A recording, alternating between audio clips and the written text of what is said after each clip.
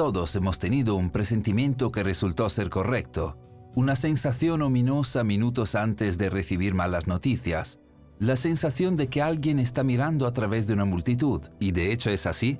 Una decisión que solo tienes que tomar pero no sabes por qué. Un amigo o familiar que está en tus pensamientos momentos antes de que envíen un mensaje de texto. ¿Y si esto es más que solo una coincidencia? ¿Y si es de hecho una especie de sexto sentido? Es posible que desde los comienzos los seres humanos tuvieran un sentido que va más allá de la vista, el oído, el olor, el gusto y el tacto. Un sentido que más que perderse con el tiempo, simplemente se ha ido desvaneciendo. Esto puede sonar como el tráiler para la última película de superhéroes, o al menos algo fuera de una enseñanza espiritual de la nueva era. Nada más lejos de la realidad. Ha existido el concepto de sexto sentido a lo largo de la historia humana, y cada vez más en los tiempos modernos está siendo discutido y estudiado seriamente por la ciencia. Entonces, ¿qué es este supuesto sexto sentido? ¿Existe? Y si es así, ¿qué puede hacer? En 2019, investigadores del Instituto de Tecnología de California, conocido como Caltech, liderado por el enigmático científico Joseph Kirschvink, publicó un artículo que conmocionó a la comunidad científica. A través de un estudio vigoroso, Kirschvink y su equipo habían demostrado que los seres humanos son capaces de magnetorrecepción, es decir, los humanos tenemos la capacidad para captar el campo magnético de la Tierra, un sexto sentido no registrado previamente. The Guardian, informando la historia, lo llamó un poder para ser alardeado por los X-Men. El estudio fue complejo. Los investigadores construyeron una cámara de aislamiento en que a participantes del estudio se les pidió que se sentaran durante 1 hora en absoluta oscuridad y silencio. Durante este tiempo, un campo magnético se pasó alrededor de la cámara y ondas cerebrales de los participantes fueron medidas y registradas a través de electrodos colocados en 64 lugares en sus cabezas. Los investigadores notaron que cuando el campo magnético apuntó al norte y luego barrió hacia arriba o hacia abajo sobre la cabeza o girado en sentido antihorario, se vio una caída significativa en las ondas cerebrales alfa del sujeto. Esto indicaba actividad. Cuando el cerebro está en reposo, las ondas cerebrales alfa son altas. Bajada significa atención. Kirschvink describió la respuesta de los participantes durante estos escenarios como enloqueciendo. ¿Qué quería decir Kirschvink? ¿Qué estaba pasando exactamente a los participantes del estudio? Como uno de los miembros del equipo de investigación dijo, el cerebro está respondiendo a un campo magnético de una manera particular. Simplemente no tengo idea de qué mecanismo realmente representa. ¿Qué era este sexto sentido que los participantes estaban experimentando? El misterio puede comenzar a desentrañarse dirigiendo momentáneamente la atención lejos de los seres humanos hacia las ratas topo. Sí, ratas topo. Los estudios han demostrado que estos animales tienen la capacidad de magnetorrecepción, que usan como una especie de sistema de orientación en viajes largos. De hecho, esto no es solo exclusivo de las ratas topo. Las aves migratorias usan magnetorrecepción para guiarse, al igual que las abejas, los murciélagos, el salmón y las tortugas. Incluso los caracoles y los gusanos poseen esta habilidad. Piensa en langostas caminando en una sola línea de archivo de 50 o más en el fondo del océano. Esto es magnetorrecepción en acción. Además, los estudios han mostrado ganado y ciervos alinearse con el campo magnético cuando están parados, mientras que los perros no defecan a menos que sus espinas estén alineadas en dirección norte-sur de la brújula. Un científico incluso encontró que bacterias específicas tienen un sentido magnético pronunciado. El punto es simple. Este sexto sentido magnético es algo que existe en todo el reino animal, y como Connie Wong, estudiante graduado de Caltech y uno de los autores principales en el estudio de Kirschvink, preguntó, muchos animales tienen magnetorrecepción, ¿por qué no nosotros? Ten en cuenta que Kirschvink y su equipo no fueron los primeros en considerar el tema de magnetorrecepción en seres humanos. Fueron simplemente los primeros en lograr el paso innovador de producir datos mensurables. En 1980, el científico británico Robin Baker realizó una serie de experimentos alrededor de Manchester, Inglaterra, en los que él creía que mostraba magnetorrecepción en humanos. Comenzó a vendar los ojos a los participantes y llevarlos en minibús en un sinuoso paseo por el campo. Finalmente, completamente perdidos, preguntó a los participantes que se orientaran hacia la dirección de la brújula de su casa. Increíblemente, en casi todos los casos, fueron capaces de elegir correctamente la dirección, excepto los que tenían un imán colocado en sus ojos vendados. Esto sugirió que era de hecho magnetorrecepción, que informó ser la capacidad para determinar la dirección.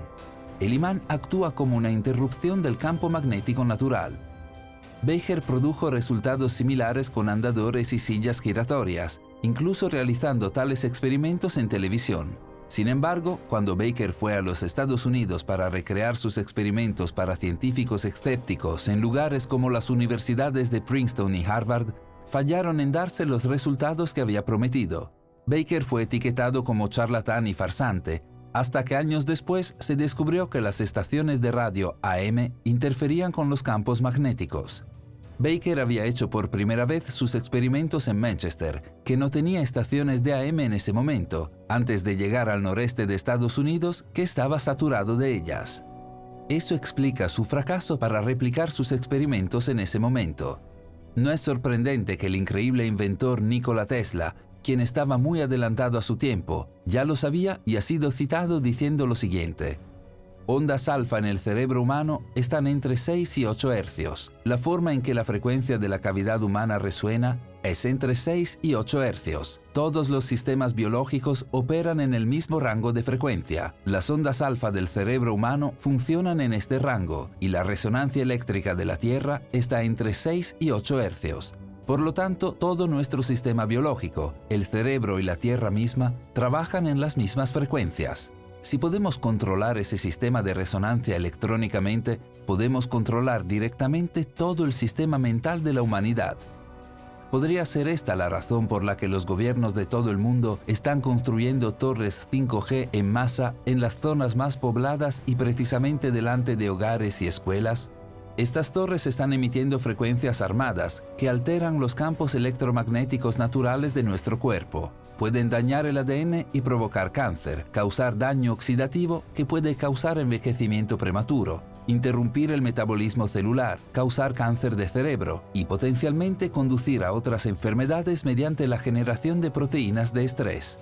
Básicamente crean una cuadrícula global que baja las frecuencias de nuestro cerebro y enmudece a la población. Mientras tanto, a medio mundo de distancia, el científico ruso Oleg Shumilov estaba conduciendo su propia investigación sobre el campo magnético de la Tierra y su impacto en los seres humanos. A lo largo de décadas, Shumilov señaló que habían 3 picos geomagnéticos cada año, de marzo a mayo, en julio y luego finalmente en octubre. Quizás no por casualidad, Shumilov encontró que estos picos coincidían con periodos picos para suicidios registrados. De hecho, desde entonces, muchos estudios han demostrado que tanto el suicidio como otros problemas de salud mental tipo depresión están asociados con la aparición de tormentas geomagnéticas o erupciones solares. Lo que Baker, Shumilov y otros habían mostrado, si se hacía sin medición, era que los seres humanos poseen algún tipo de capacidad de magnetorrecepción y que cambios en el campo geomagnético de la Tierra tienen impactos reales en este sexto sentido. Sin embargo, esto planteó más preguntas que respuestas. Como el neurobiólogo de la Universidad de Baylor, David Dickman, explicó, con la existencia de un sexto sentido probado, el problema se convirtió en cómo el cerebro utiliza esta información. El conocimiento científico más interesante sobre esta cuestión hasta ahora tal vez viene del autor y científico experimental Walter Rawls. Rawls comenzó con la obra de Robin Baker, quien, años después de haber realizado por primera vez sus experimentos de dirección en Manchester, descubrió depósitos magnéticos en el cerebro que rodean la glándula pineal. Quizás, pensó Rawls, era la glándula pineal que proporcionaría la clave a este misterioso sexto sentido. Comenzó a realizar un experimento en el que usaría una máscara que sostenía un imán directamente sobre su glándula pineal durante 10 a 30 minutos a la vez. Durante la primera semana, mientras se sentaba y trabajaba calladamente usando la máscara, de repente notó algo por el rabillo del ojo. Cuando volvió la cabeza para ver lo que era, fue sorprendido por una figura fantasmal entrando en la habitación a través de la pared, luego desapareciendo por el otro lado. La semana siguiente apareció la misma figura, menos fantasmal esta vez, más definida. Miró a Rawls y luego desapareció. Finalmente, durante la tercera semana usando la máscara, la habitación alrededor de Rawls se disipó enteramente, dejándolo mirando una ladera con dos personas sentadas debajo de un árbol. Una de ellas era la figura que había visto 2 veces anteriormente. Ellas lo miraron sobresaltadas antes de que la escena se desvaneciera, y un Rawls temeroso se quitó la máscara para siempre. Puede sonar increíble, incluso absurdo, pero ¿es posible que Rawls estuviera en algo? La glándula pineal se encuentra en el techo del tercer ventrículo del cerebro, directamente detrás de la raíz de la nariz. Piensa en el espacio entre tus ojos. Tiene forma de piña, que es de donde toma su nombre. Pinea significa piña en latín.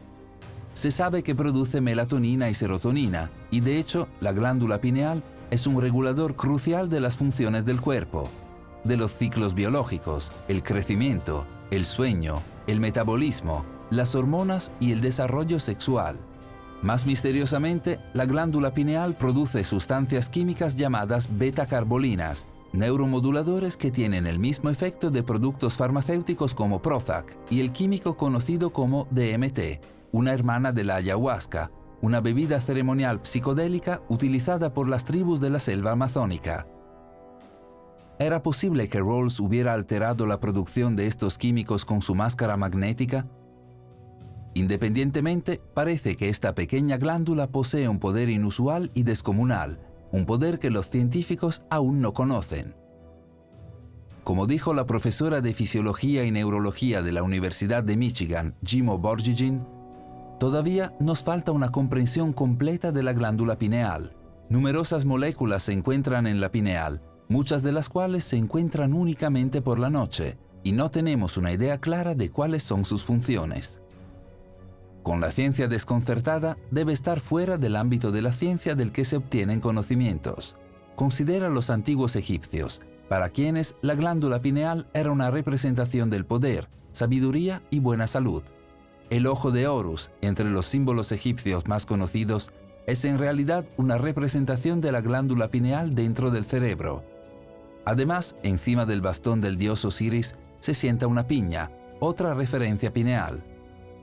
No debería ser una sorpresa entonces que los egipcios conservaron la glándula pineal por separado en el proceso de la momificación. Pero no fueron los únicos que usaron la glándula pineal y su representación de piña a lo largo de su mayor importante iconografía. Apareció en muchas otras civilizaciones, de griegos a romanos, a los asirios, sumerios e incluso en todo el mundo a las tribus antiguas de lo que hoy es México. Las agujas de la maravilla camboyana, el Angkor Wat, son piñas que llegan hasta el cielo, mientras que incluso el Vaticano, en el corazón del catolicismo, tiene una enorme estatua de piña. De hecho, el Papa, como el dios egipcio Osiris, lleva un bastón con una piña, mientras que las lámparas de la iglesia y los candelabros también contienen el símbolo representando la glándula pineal como iluminación, como mostrando la salida de la oscuridad. ¿Qué es lo que los seres humanos solían saber sobre la glándula pineal para hacerla una parte tan importante de su existencia a través de culturas y periodos de tiempo que la ciencia moderna no sabe? ¿Qué es esta salida de la oscuridad? El famoso filósofo francés René Descartes describió la glándula pineal como el asiento principal del alma. Explicó que los humanos tienen 2 oídos, 2 ojos y 2 lados del cerebro, pero solo una glándula pineal, la única parte del cerebro que no se duplica. Descartes creía que esto significaba que debe ser el lugar donde la información de todos estos pares se consolidó para consideración por el alma, una especie de metaórgano que combina y trasciende todos los demás sentidos. Aquí, la glándula pineal descrita por Descartes tiene un parecido sorprendente a lo que en la tradición hindú se llama sexto chakra, el ojo de la intuición, o más simplemente el tercer ojo.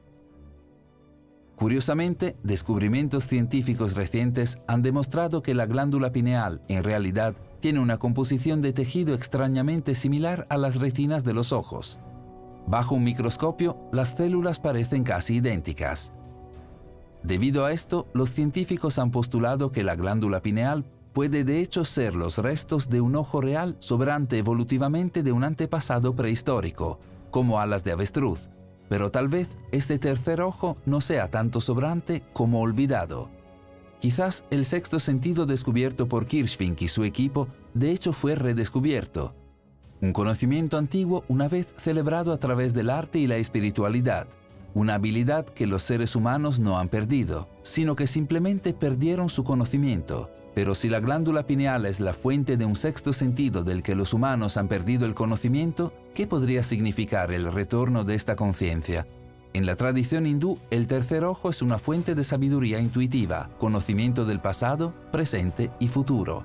Es una especie de conciencia cósmica que va más allá de los límites típicos de la percepción, más allá de los 5 sentidos de vista, oído, olfato, gusto y tacto. Se ha sugerido que el desarrollo de este ojo puede facilitar una conexión espiritual mejorada, sueños lúcidos y empatía telepática, incluso visión psíquica y proyección astral. Como proclamó el autor Il-Chi Li, la glándula pineal muestra que la espiritualidad es una característica incorporada en el cerebro humano. Piensa en Walter Rawls manipulando su glándula pineal con un imán. Esas figuras fantasmales que empezó a ver ciertamente más allá de lo que normalmente había podido percibir con sus 5 sentidos básicos. Pero Rawls solo ha arañado la superficie de este fenómeno. Los seres humanos sí tienen un sexto sentido.